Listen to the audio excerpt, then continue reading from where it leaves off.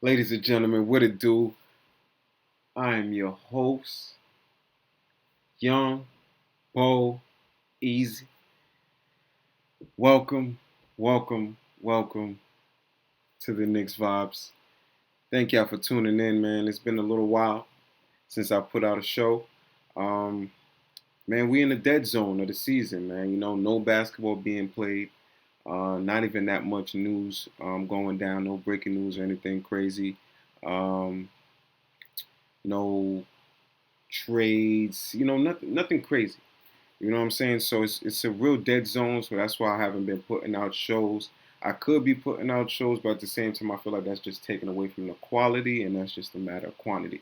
And that's not what I want to do here. First, at the beginning stages of building what is to be the Knicks vibes and what I want it to be. So I'd rather put out quality. And when I come out, it's actually good stuff being talked about. It's not just a topic that I pulled out of the hat or whatnot. So no offense to anybody else who, may fit in that category or whatnot that's in this whole Knicks sphere, uh, putting out content because I'm huge fans of all of them. I could go on for days naming all the shows that are similar as far as to doing what I do. Um, but I'm gonna save that for now. But I'd rather just put out quality. But this is what it is, man. I got a topic today. I got a couple topics on this one show that I want to speak on, and it's pretty much been a collective of what's been happening these past few weeks and what's really going on in the past week. All right, so before we get into everything, man, I just want to say like, comment, subscribe. Please share with your peoples. All right, hey man, July was my best statistical month uh, since starting this show. I know it's not a big deal to some people who's been compared to some people that's been content creating, but we celebrate little steps over here, little wins here, man. So I just want to say thank y'all to the people that have been watching. I just got a show that passed 1,000 views uh, and then some. So I'm really grateful for all of that. Thank you for all the new subscribers that came through in the past month alone, man. Uh, July was my birthday month, so it worked out full circle for July to be my best statistical month. So I really appreciate all you new subscribers, man. Thank y'all. I hope y'all continue to watch it, man. Please share with your peoples, man. And if you're new to the show, man, like I said before, like, comment, subscribe, man. You too, share with your peoples, man. This is good, man. It's only gonna keep getting greater. All right.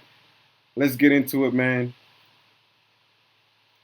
First topic at hand: tampering. All right. There's been uh, some news about it, since the whole Brunson deal has began. Um,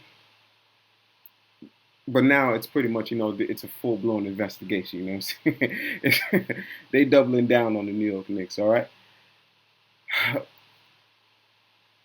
Is it a tampering situation? I'm not too sure. But they're definitely doubling down. And what we've seen from previous tampering issues, you could be losing things like a second rounder and things of that nature. So that's something I'll be getting into a little bit later on this topic.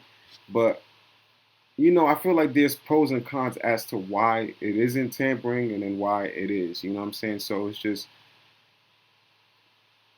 at the end of the day, when the league makes a decision, I'm not saying that they're these type of people. I feel like they're gonna thoroughly investigate the situation, and if they see that, they're gonna judge it as tampering, and if they don't, they're gonna let that slide. Um, but if the league wants to just make a decision and just be like, "Yo, they was tampering and with no evidence," we have to hold it down. You know what I'm saying? It's tampering. It's gonna be labeled as tampering even if we didn't do anything. So, you know what I'm saying? The league, it's in the league's hands now. All right. So this could be a situation as for one of the reasons why this couldn't be tampering. I would go against it. This is like what Leon Rose was a agent while Tibbs was I believe back at the with the Knicks on the Van Gundy staff, like the team that went to the '99 Eastern Conference Finals or Finals, whatever it was. Um, and then I believe Rick Brunson was also on that squad also. So this is kind of like we know the word family ties has been thrown in a lot since the Brunson talk began, probably late in the season. So there's family ties there. You know what I'm saying? It's like, and once you get in a better position, if you're a real one, you're gonna pull your peoples up. So I feel like this is what it is. If he puts Tibbs in a good position, Tibbs been a Knicks fan all his life. You know what I'm saying? He's a Connecticut dude, been a Knicks fan all his life. Yo, I got the coach a job for you. You the coach I'm choosing, me and my staff. William Wesley might not have been a part of that, as we heard late in the season at a certain point, but who knows if that's rumors or not. But anyway, like I got this position open. I want you to coach. Tibbs moves up. Rick Brunson, yo, we got a position on the staff after certain people leave. Yo, you my man's, and I trust you to do the job. It's not just, oh, let's help these people and get them in position and they can't do nothing. I don't think Leon Rose is that kind of dude. You know what I'm saying? They could actually benefit you once they get into certain positions. So he's just pulling his mans up and saying, yo, come help the team. And ironically, we just happen to be going for your son too. So it's just that's the thing. Who I've known since before he even was thought of. Like, you know what I'm saying? It's just I feel like it's a situation where he's just pulling his peoples up. I'm in a good position. And I'm in a position to do that. So that's what this is. The cons now, the things that are working against you, it's just you know what I'm saying, we was on our bully. We pulled up to that Dallas Utah game on our bully. You understand? Where Brunson and Donovan Mitchell was playing. A lot of things could have been said, done, not even just at that game. It could have been before the game, after the game, behind the scenes. A lot could have went down. You know what I'm saying? So that's the kind of stuff that's working against you when it comes to the whole tampering situation.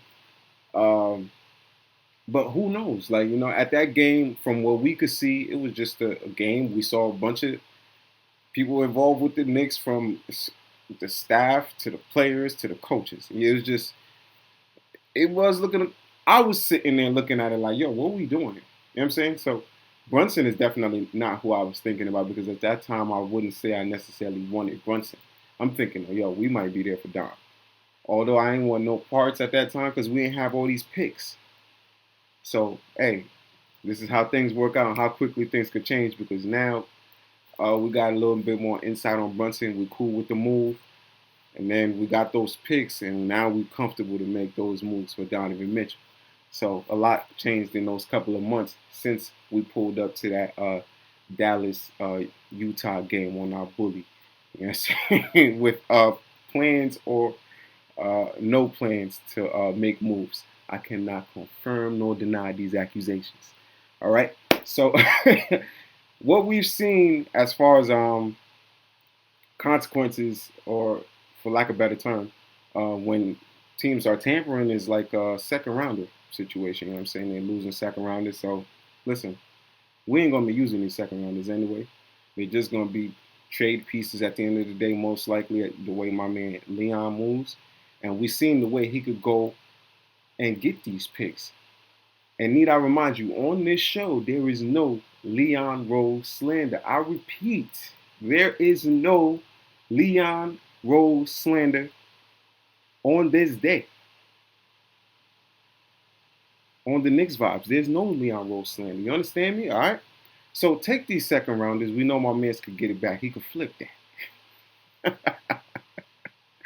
All right, going into the next topic, man. We gotta look at life without the Don. All right, so life without Donovan Mitchell, because it's a possibility. It's at the end of the day a possibility.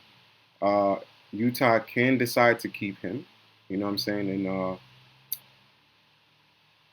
we have to look at the possibilities with the lineup that we have. I personally like the lineup that we have now, as long as the young guys are getting the minutes that they deserve and that they've been working for, because every young guy we've had pretty much has been working towards getting more minutes. The only one that's work is cut out for him and it's not looking good for him minute-wise is McBride. But everybody else has been working. Obi's been working. Quickly's been working. Grimes been working. Jericho Sims been working. And he's going to get minutes because there's going to be an injury somewhere on that front line. I would love for them to play the 82 games, speaking of Mitch mainly.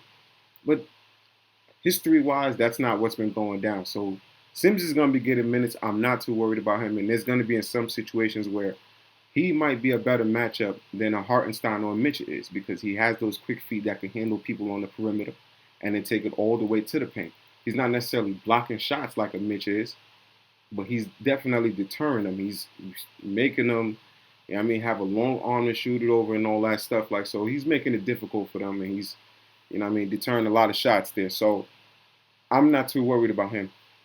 So we got Randall, RJ, Brunson, Grimes, Mitch, which could be the possible starting lineup, seeing as we don't want to put a Fournier with a Grimes. A Fournier with a Brunson, pardon me. We're going to get exposed as far as at that 1 and 2 position if we let that happen. All right, we can't be hiding too many people on defense. And that's with Tibbs, that's just not happening. It's just not happening. All right, Rose, as in Derrick Rose, Cam, Evan Fournier, iHeart, Quick, Obi, Sims, McBride. There's going to be a few more roster spots, but it's most likely going to be like 10 spots. You know what I'm saying? If Tibbs could, he'd play 7 men. He's like a high school coach. He's gonna play his best guys throughout the whole game and then just sit them down just to get a sip of Gatorade and literally put them back in. He's that type of guy, but I feel like he's gonna be forced to play 10 people now. You know what I'm saying? So it's just a matter of how he's splitting the minutes. I would like to see a 30-18. I don't want to see dudes playing more than 30 minutes from that starting lineup unless it's really one of those games where they're playing good. And, the bench is not really giving it to you and all that stuff. But I feel like that's a good split. 30-18 for the bench. And then it gives us a little more, to see what's going on with those people on the bench. Because we got too many people on the bench who could deliver. We got multiple people on that bench that could give you 20. That could give you 30 on any given night. You know what I'm saying? I'm not saying like they pour George or something like that. But they could go off. And then next thing you know, they got 20 points. Just like that. All right? So that's the possibilities without Donovan Mitchell. We have to start looking at it like that. There's other reasons why, what I'm saying? I could understand why people would not even want to look at it that way. And I'm personally one of those people. But that's something else that we could talk on, and I will speak on it later. But before I get into that, Julius name is still in some trades. We heard him a couple weeks back mentioned in the Los Angeles Russell Westbrook trade if the Donovan Mitchell trade gets executed. To what seems to me, how I took it when I saw that news, is to space the floor out. Because 4 people in one lineup, in one 5-man lineup that all need the ball is not too productive.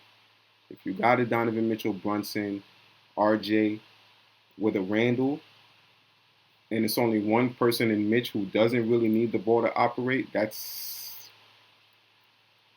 can it work? Yes, if egos don't get in the way, but at the same time, all these people are trying to take the next step in their career. Do I feel like we've seen the best in Brunson or Donovan Mitchell or RJ Barrett? No. And Julius Randle also needs the ball. So all these dudes have not even played their best basketball yet, aside from Julius Randle, who we are not too sure of. I think he can probably get close to what he did that bubble year. Not bubble year, but that year, the COVID season is what people like to call it. I think he could get close to that, but I don't think he could do that with the Knicks. I don't think he could do that with New York. At a certain point last year, I believe from like that January, February phase when he was going nuts, he was killing on all the road games. The second he got back to New York, it was like he was a shell of himself. So is he good mentally? How's he in that mental space right now when he gets back to New York and those fans are cheering? This is a hypothetical. I personally don't even want to see it. But anyway, like I said, his names was in that trade talk and all that stuff. If the Donovan Mitchell trade gets executed to get more space, so if you put an Obi in there with a Don, that's two people who don't need the ball. And when these guys are cutting to the basket, because Don can get to the basket, RJ loves going to the basket, and Jalen Brunson thrives in the basket. You know what I'm saying? Like, so it's just you got this person cutting baseline every time. If one of these dudes is not getting a layup or a little, pop up shot right there from that 5 to 10 feet, you could easily throw this dude an alley and he's putting somebody in the basket, or Mitch and alley. You have outlets like that. You know what I'm saying? You have dudes that's running the baseline, or if he's playing like he finished the season, he's knocking down that corner shot.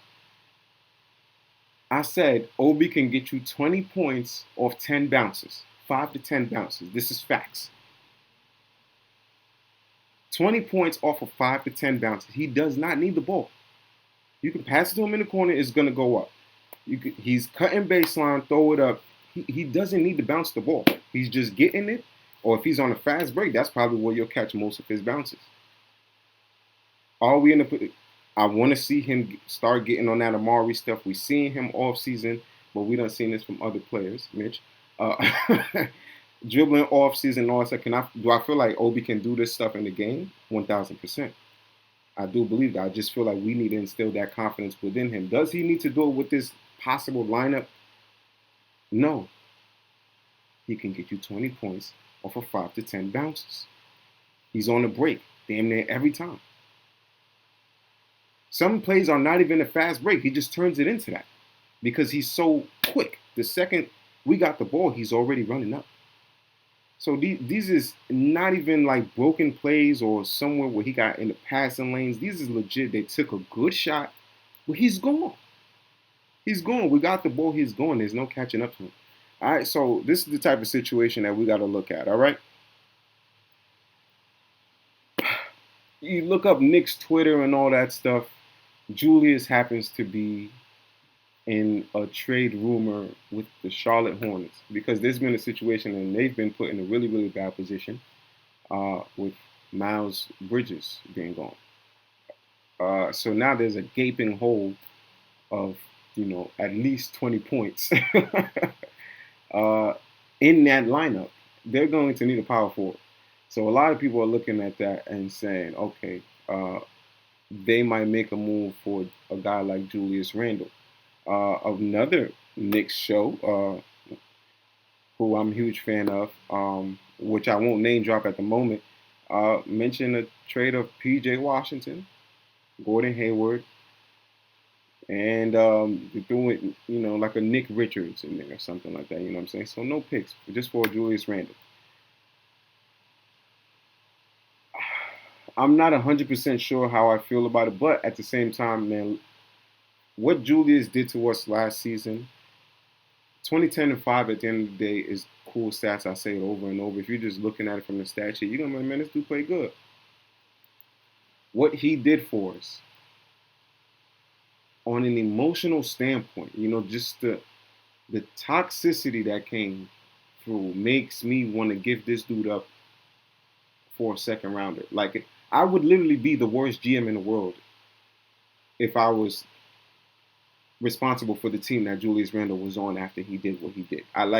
They would have been like, yo, I'll give you 2 second rounders and a first for Julius Randle. And I'm saying yes. Like, it could be a late round first rounder. Yes, I'm taking the deal. He's just got to go. That's me. He's great. He can be a phenomenal player. He has the tools. I think like I said, I think he can take it back to that 2020-21 season when he won the Most Improved Player. It just cannot be with the Knicks. I don't think he's going to do that at the Garden. Because you slip up once, like you are on a very, very short leash with the Knicks fans. They are waiting for you to slip up, and you are going to hear OB chants all through Broadway. It's done. What he did was just ridiculous. You're not coming out pregame to shoot with us. You're knocking over laptops. You're shoving Evan Fournier when he's over here just trying to calm you down, like, and be a good teammate. You're not picking your players up. Thumbs down to the crowd, telling them to shut the F up. Like, this dude is on thin ice. Thin ice. I don't think I've ever seen somebody play such a great season and then dip the way that they dipped.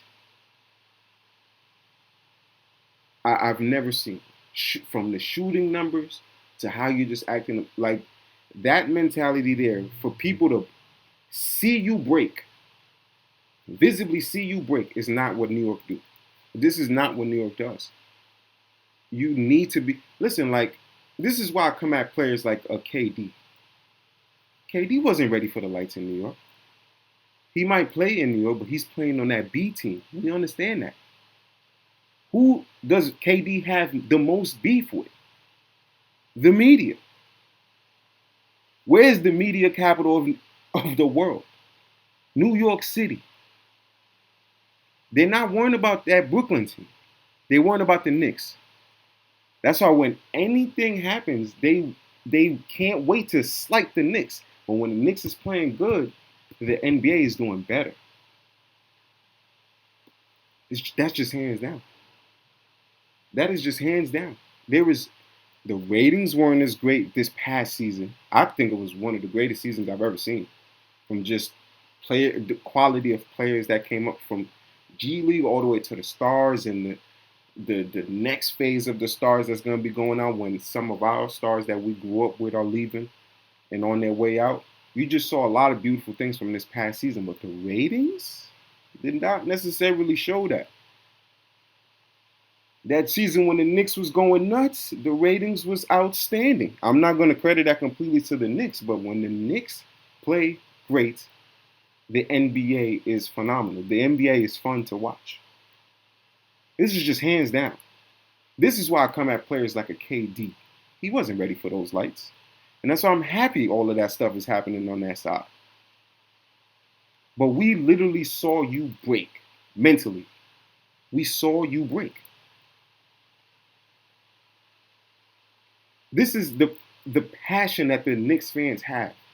You did not deliver, and you want us to keep you riled up, and you're playing like poop. We don't do that. We do not do that, especially our number one option. We'll let you know about yourself. How are you going to return? How are you going to respond? But you broke on multiple occasions. I understand once, twice, because New York it's a magnifying glass compared to everywhere else. If you was doing this everywhere else, they're not paying that much attention. But it's magnified when it happens in the Garden.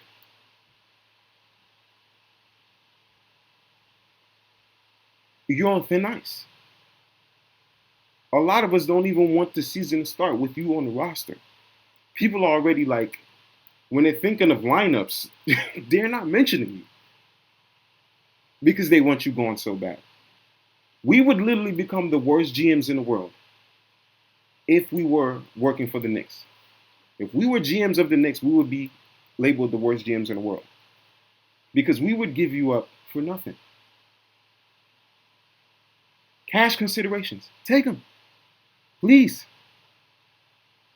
I said it at the end of the season. I don't care what you do. I don't care if you play like you played that season and then some. I don't want you on this team because of what you did to the rest of the squad emotionally. I don't want you on the squad. Like people can't grow with that type of stuff around you. You cannot. We don't take that toxicity here, all right? So there's a possibility that there's even sources with this that Charlotte might make a move. Is that a situation after a certain trade happens? We don't know. Now let me swing it back to the possibility of life with Don. I feel like this is just Danny Ainge being Danny Ainge. My man's like to fleece. You know what I'm saying? He likes to do you dirty. He don't like fair deals. Like, like a trade happens And ESPN is like, yeah, man, I think both teams won. You know what I'm saying? I can't really figure out a loser. He don't want that.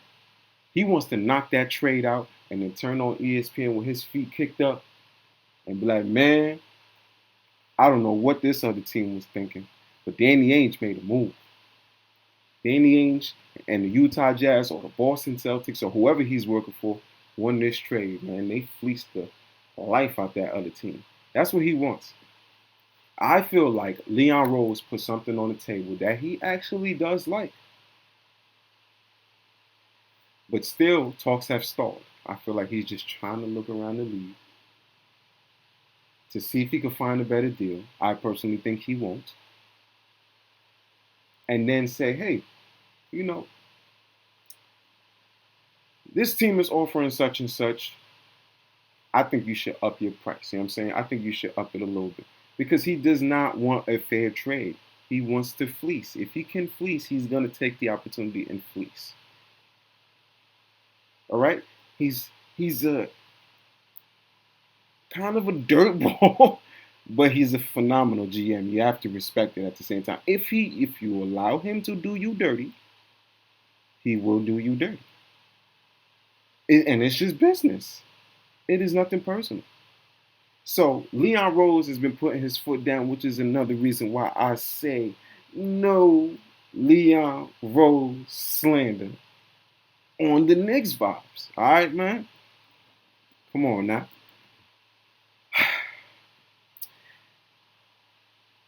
If the plan is to get a Victor Wembanyama, clearly you're after picks.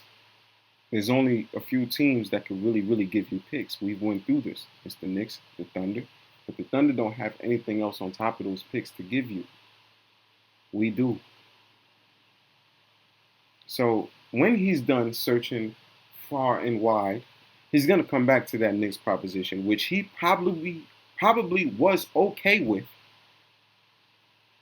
But wants a little more so he can continue to fleece.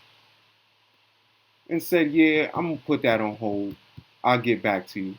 And see if he could find something else so we could either get desperate, which my man Leon Rose isn't and don't seem to be, and see if he could find something else out there so we could up that price. But I feel like we're in a good position. I do still feel like we will be getting Donovan Mitchell. Because if you're really, really in this Wembanyama sweepstakes, it makes no sense. Donovan Mitchell is not going to go out there and tank for you. He just won't. He's not going to go out there and do that. And with Donovan Mitchell, just alone on your team, you're bound to win 20, 25, 30 games. And who knows? That's not enough for Wembanyama. You got to tank. You know what I'm saying? Y'all got to be doing really, really bad. All right? But that's where I'm at with it. All this stuff, I do feel like we will be getting Donovan Mitchell. It's just a matter of when. I feel like it'll be closer to a training camp when Danny Ainge will be realizing,